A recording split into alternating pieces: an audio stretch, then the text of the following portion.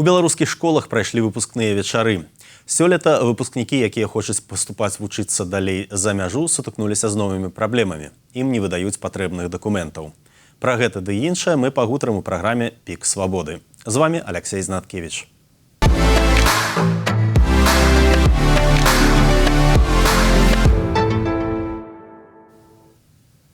І наша гостя Тацяна Шчыцова, дарадца Святланы Ціхановскай у пытаннях адукацыі і навукі. Тацяна, добрый дзень. Вітаю. Я хацеў бы пачаць з двух навінаў сённяшняга дня. Першая навіна, што ліцэю БДУ далі імя Фелікса Дзяржынскага, заснавальніка ВЧК, якое пазней ператварылася ў НКУС, НКВД і потым у КГБ. І таксама другая навіна, што сёння зачынілі адзін з найстарэйшых універсітэтаў, навучальных установаў Беларусі прыватных. Гэта універсітэт права і сацыяльных тэхналогій. На вашу думку, ці вось гэтыя дзве навіны неяк звязаныя паміж сабой і як вы іх ацэньваеце? Ну, я мяркую, што, канешне, звязаныя, таму што гэта ўсё крокі, якія пазначаюць ажыццяўленне пэўнай палітыкі ў галіне адукацыі. Дзяржава імкнецца да таго, каб татальна кантраляваць гэтую сферу. І што тычыцца, вось, напрыклад, гэта наданне імя Дзяржынскага ліцэю БДУ. Я, наколькі памятаю, каментавала, калі толькі з'явілася навіна пра тое, што плануецца такі крок. І нават персанальна звярнулася да рэктара БДУ, караля, ці вось ён пойдзе на гэты крок. Ну і мы бачым, што ўсё ж такі ўлады і сам кароль, ну і зразумела, ён тут не адзін, хто вырашае, пайшлі на гэты крок. Гэта вельмі сімвалічна і сімптаматычна, таму што мы вельмі добра памятаем, што ўсё ж такі ліцэй БДУ заўсёды быў такім адной з галоўных навучальных устаноў вось на гэтым узроўні, які паказваў высокую якасць адукацыі і вельмі такія выкшталцоўныя акадэмічныя традыцыі, менавіта ў сэнсе акадэмічнай свабоды. І вось гэта менавіта імкнецца зараз цалкам знішчаць улада. Дарэчы, імкнецца ўжо колькі і з 20-го года мэта накіравана, але наогул, ну, калі мы ўжо абмяркоўваем адукацыю, я бы хацела падкрэсліць, што наогул пры вось гэтым рэжыме, пры рэжыме Лукашэнкі нашы навучальныя установы, асабліва універсітэты, не было гэтай характарыстыкай акадэмічная свабода. Хаця менавіта гэта рыса спрыяе і даследаванням, ну і гэтак далей. Звяртаючыся да вашага першага пытання, зноў-такі вернемся к гэтаму імя Дзяржынскага. Гэта сімвал таго, што ў Беларусі усталёўваецца і становіцца ўсё больш такім жорсткім неататалітарны рэжым. Мы рухаемся далей вось у гэтым кірунку. Вось, а тое, што яшчэ адзін вуз, ну вось вырашылі, вось такое рашэнне негатыўнае было прынята.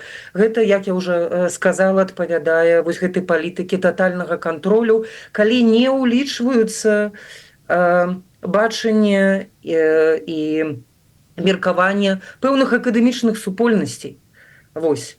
То бок гэта, канешне, у такой, калі мы глядзім сістэмна, гэта ўсё праяўленне адной і той жа палітыкі, якая, канешне, не спрыяе таму, чтобы у нашых ВНУ была якасная адукацыя. Вось, ну і не толькі ў ВНУ. Мы можам, канешне, абмяркоўваць і сітуацыю ў школах, і ў ліцэях, і гэтак далей. Так.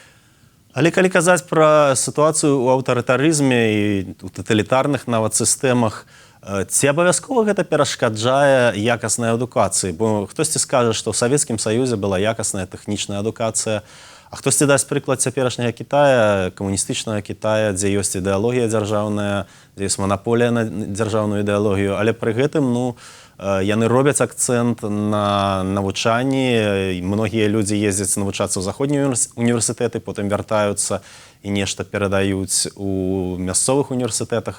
Вось ці абавязкова ёсць гэтая супярэчнасць паміж аўтарытарызмам і добрай адукацыяй?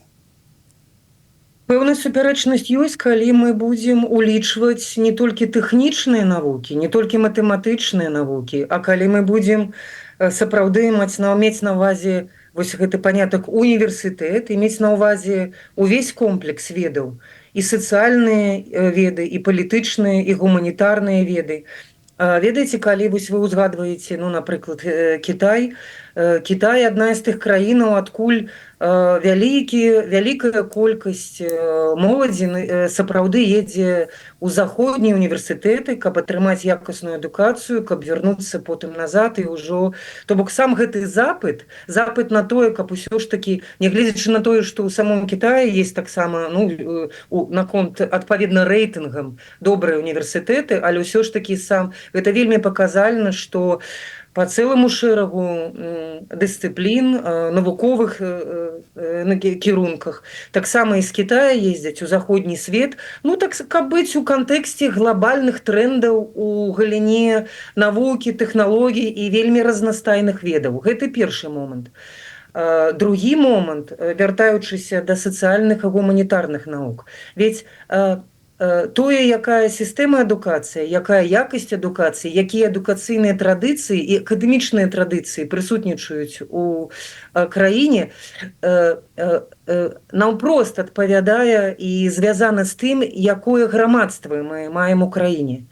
Калі мы арыентуемся на грамадства, дзе высокую ролю іграюць правы чалавека, развіццё асобы, вось такія класічныя ліберальныя каштоўнасці, звязаныя са свабодай, а таксама з развіццём грамадства, супольнасцей, якія не выкрэсліваюць каштоўнасць асобы, то вось такія грамадства, яны заўсёды звязаныя таксама з адпаведным развіццём вельмі такім багатым, яскравым, я нават скажу, сацыяльных і гуманітарных і палітычных ведаў.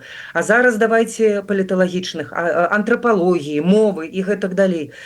А зараз давайте паглядзім, просто зададзім себе пытанне, ці могуць сегодня, напрыклад, у Беларусі альбо ў Расіі, вось галоўнага хаўрусніка зараз гэтага рэжыма Лукашэнкі і таксама ў галіне адукацыі, ці могуць вось у гэтых умовах свабодна развівацца сацыялогія, паліталогія, антрапалогія і іншыя галіны навук. Ну, адпаведна, гэта рытарычнае пытанне.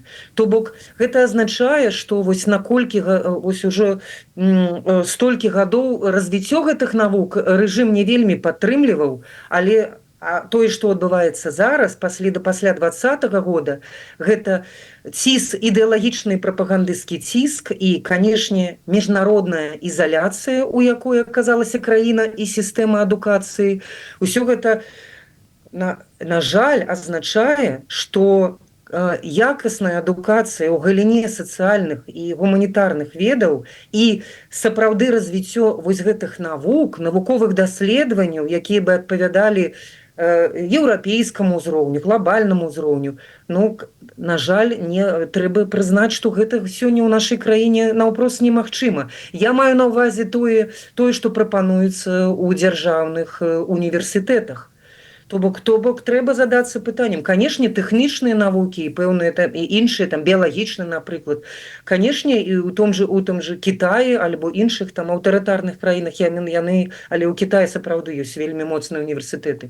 Гэта добрая адукацыя, але трэба памятаць о істотнай сувязі паміж адукацыяй, навуковымі даследаваннямі і станам грамадства. Калі мы арыентуемся ўсё ж такі на грамадства дэмакратычнае, якое бачыць і прызнае каштоўнасць правоў чалавека, асобы чалавечай, то мы тут тады патрэбна развіваць і адпаведную акадэмію, адпаведныя універсітэты і падтрымліваць развіццё сацыялогіі, свабоднай навукі і іншых сацыяльных і гуманітарных навук. То бок гэта, як бачыце, пытанне такое больш комплекснае.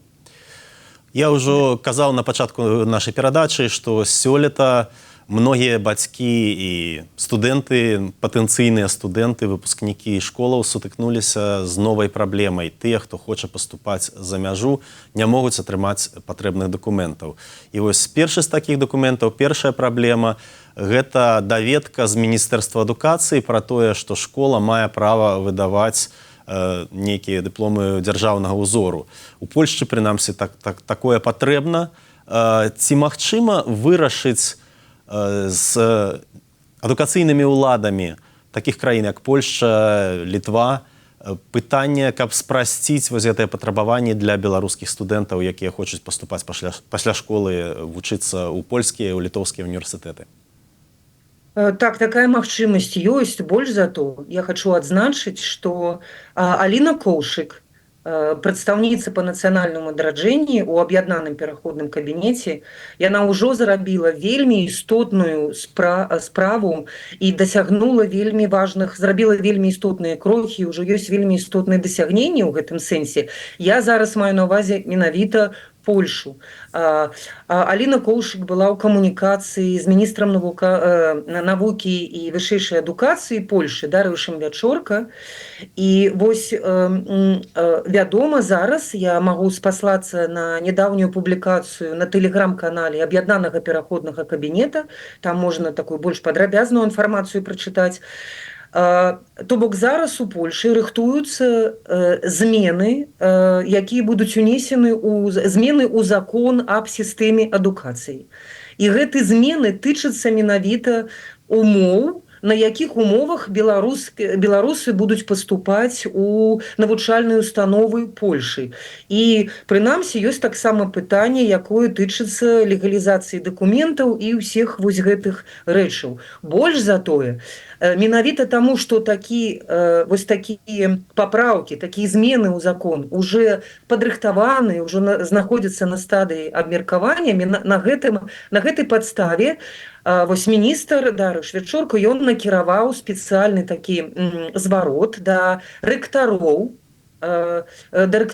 ВНУ у Польшы, такой рэкамендацыйны ліст, і ў гэтым лісце ён, спасылаючыся на тое, што рыхтуюцца змены да закону аб сістэме адукацыі, ён рэкамендаваў рэктарам, калі яны будуць разглядаць, і іх супрацоўнікам разглядаць заявы аб паступленні ад беларусаў і беларусак, каб не стваралі перашкоды, звязаныя з тым, калі, напрыклад, у кагосьці не будзе менавіта там ападстылю альбо нейкіх дадатковых гэтых справак.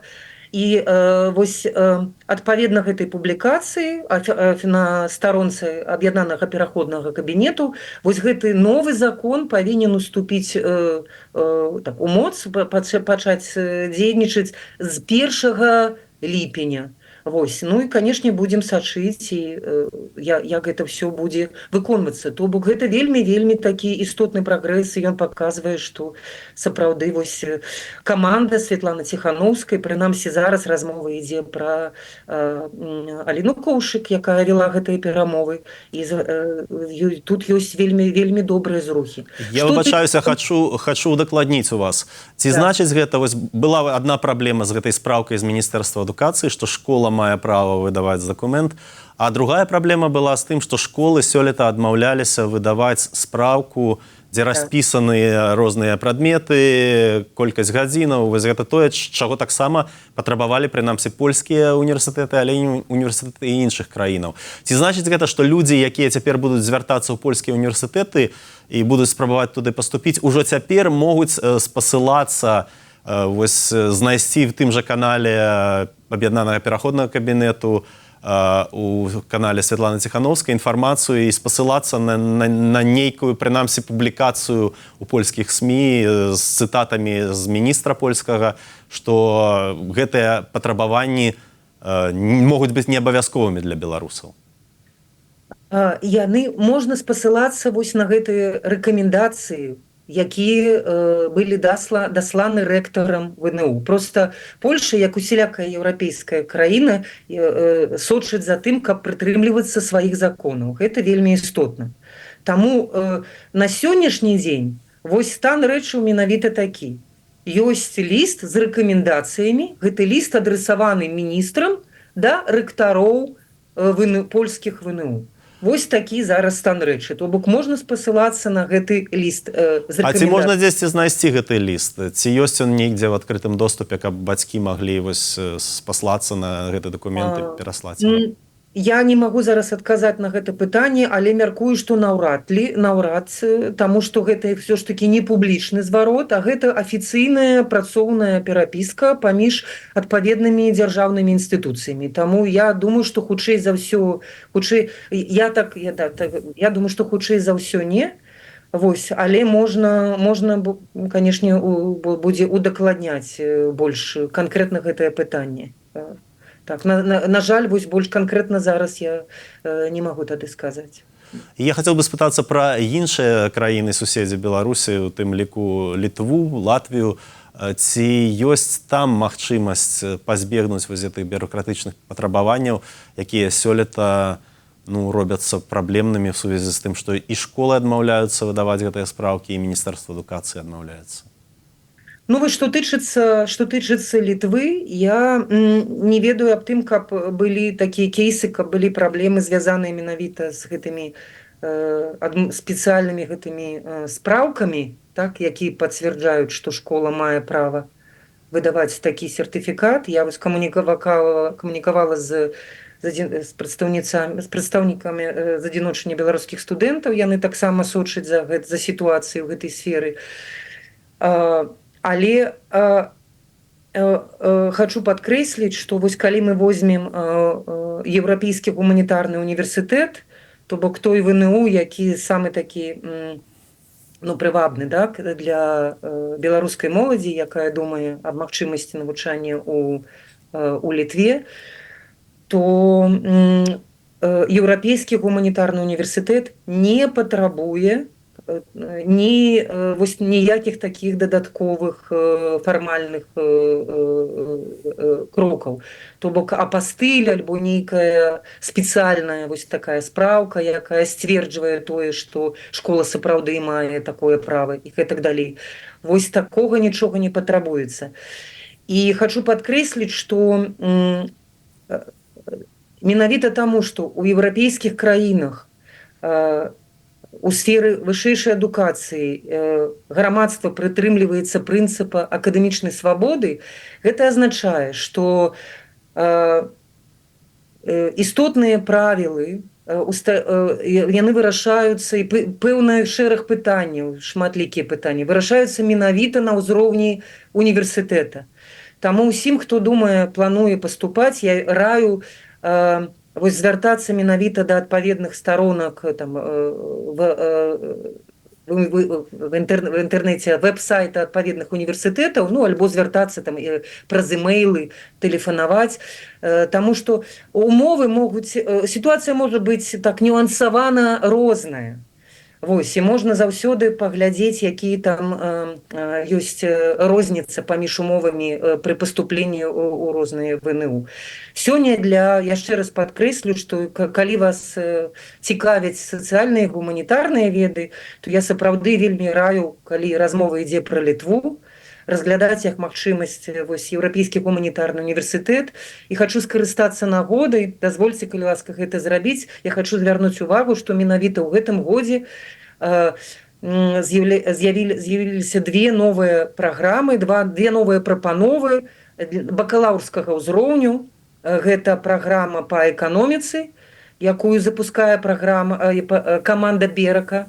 Вось, то бок наша лепшая каманда экспертаў у галіне эканомікі распрацавала і запускае праграму бакалаўрскага ўзроўню у гэтым кірунку, а таксама новая праграма бакалаўрскага ўзроўню па гісторыі. Праграма, якая будзе ажыццяўляцца у асноўным на беларускай мове і потым таксама на ангельскай мове, з вельмі добрымі магчымасцямі прыцягвання міжнародных такіх заходніх еўрапейскіх выкладчыкаў і акадэмічнага абмену. Вось звярніце, калі ласка, бацькі, абітурыенты, тыя, хто скончыў школу ў гэтым годзе ў Беларусі, звярніце ўвагу на гэтыя новыя дадатковыя праграмы. Мабыць, яны вас зацікавяць.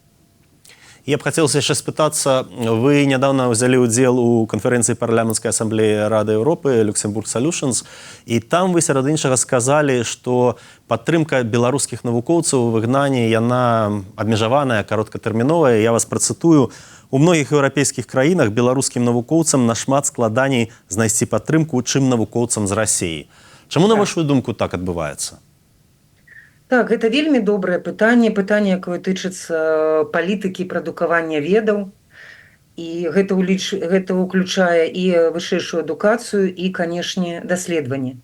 Глядзіце, пасля таго, як скончыў сваё існаванне Савецкі Саюз,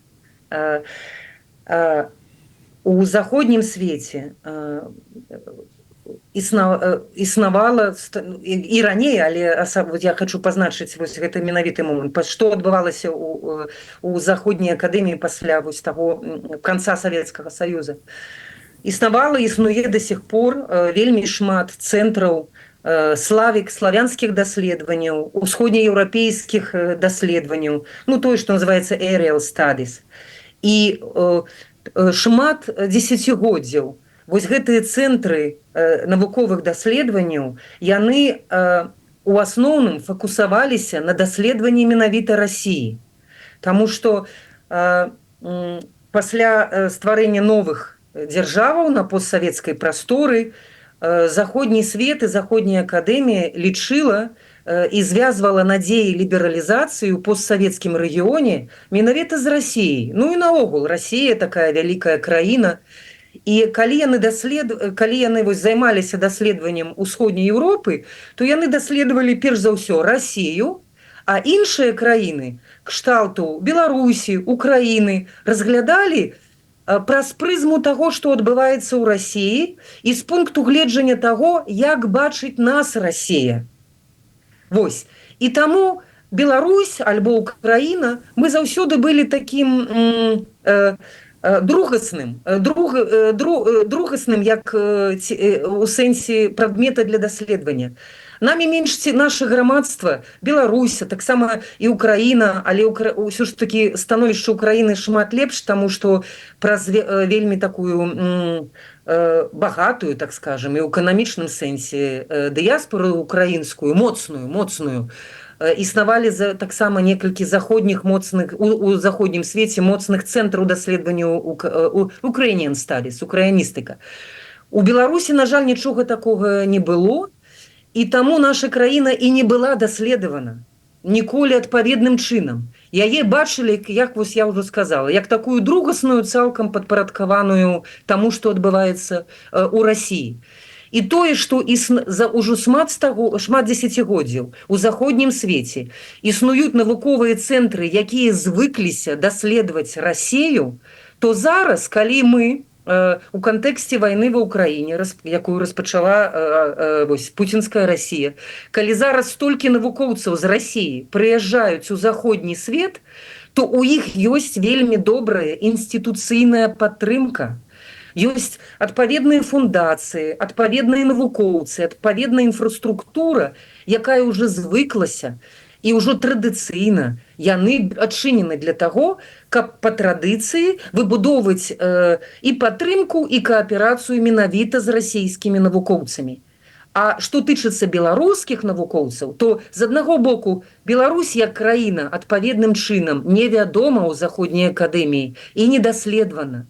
А з іншага боку, нашы навукоўцы, і гэта, канешне, звязаныя рэчы, калі яны прыязджаюць у заходнія краіны, яны не могуць разлічваць вось на тую інфраструктурную і фондавую таксама, у сэнсе атрымання грантаў, падтрымку, на якую могуць разлічваць навукоўцы з Расіі. Вось такая сітуацыя. І тады маё апошняе пытанне. Што, на вашу думку, найперш трэба зрабіць, каб дапамагчы беларускім навукоўцам у выгнанні, як можна адбудаваць, прынамсі, некаторую інфраструктуру, якая б змагла іх падтрымаць? Вось, таксама вельмі добрае пытанне, дзякуй за яго. Мой тэзіс у гэтым сэнсе вельмі просты і кароткі. Перш, гучыць ён так. Гуманітарная падтрымка, то бок толькі на тое, каб выжыць, так, і неяк эканамічна адчуць нейкую стабільнасць у краіне, у эміграцыі. Яна, канешне, неабходна, але нельга абмяжоўвацца толькі вось такімі кароткатэрміновай падтрымкай для беларускіх навукоўцаў. Патрэбна падтрымка, лепшая падтрымка гэта супрацоўніцтва. Вось моя формула, якую я прасоўваю ў камунікацыі з прадстаўнікамі розных заходніх акадэмічных інстытуцый, а таксама праграм падтрымкі і разнастайных магчымых донараў і фондаў, якія падтрымліваюць навуковыя даследаванні. Найлепшая падтрымка гэта супрацоўніцтва. Трэба даваць падтрымку, каб нашыя беларускія навукоўцы у кааперацыі з навукоўцамі з іншых еўрапейскіх краін ажыццяўлялі разнастайныя даследчыцкія праекты, каб нашыя навукоўцы сапраўды інтэграваліся ў акадэмічны кантэкст і маглі разам, зноў-такі, у кааперацыі з навукоўцамі з іншых еўрапейскіх краін рыхтаваць публікацыі, праводзіць даследаванні і гэтак далей. І тут было бы так вельмі, напрыклад, істотна, каб з'явілася больш магчымасцей для маладых навукоўцаў, але і не толькі маладых, абараняць дысертацыі ў еўрапейскіх ВНУ, каб атрымаць PhD, еўрапейскую, заходнюю, і такім чынам, каб у іх з'яўлялася больш шансаў знайсці афіліяцыю ў еўрапейскіх акадэмічных інстытуцыях. Вось гэта вельмі істотныя крокі, і у нас ужо пэўныя, тое, што патрэбна зрабіць. І пэўныя дасягненні у нас у гэтай сферы таксама ўжо ёсць, але ўсё ж такі яны ўсё яшчэ вельмі сціплыя. Тут трэба працаваць далей і весці перамовы вось з прадстаўнікамі еўрапейскіх і заходніх фундацый і акадэмічных інстытуцый аб тым, каб выбудоўваць гэта больш шчыльнае супрацоўніцтва беларускіх вучоных з еўрапейскімі. Дзякуй вам вялікі за гутарку. Дзякуй за запрашэнне. І я нагадаю, з намі на сувязі Тацяна Шчыцова, дарадца Святланы Ціхановскай у пытаннях навукі і адукацыі. Вы глядзелі праграму «Пік свабоды». З вами быў Алексей Знаткевіч. Калі вам гэта бяспечна, паставце, калі ласка, лайк пад гэтым відэа. Гэтак яго зможа паглядзець больш людзей. І заставайцеся са свабодай.